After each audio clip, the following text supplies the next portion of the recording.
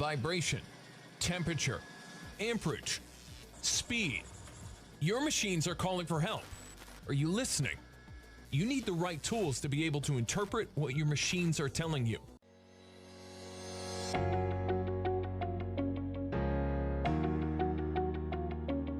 To interpret what our machines are telling us, you will learn in this tutorial how to correctly use the Trends tool. In 3 steps, we explain: in 1, the elements located on the board; in 2, how to hide or show the machine values; and in 3, how to make use of your collected information.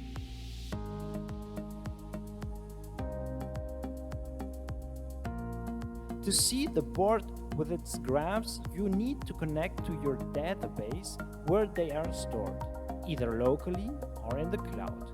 Click on Trends. This can be in the Quick Launch tiles or in the menu and toolbars. To enlarge the graph, press the green icon. You can turn off Show the Score or the actual value of the machine. You can change the shape of the diagram.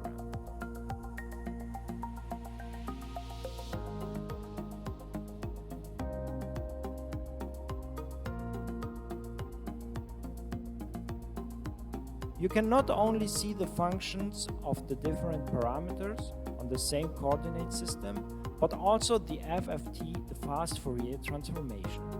By expanding this part, we can choose the trends of the values we choose. The graphs appear according to the intervals at the bottom.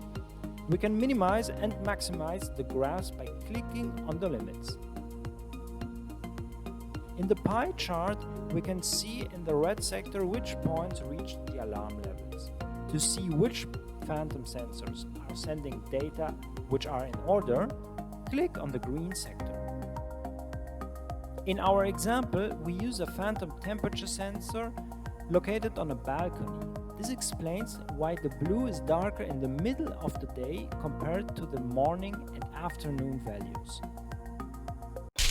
For more information, please visit our webpage erbessd-instruments.com.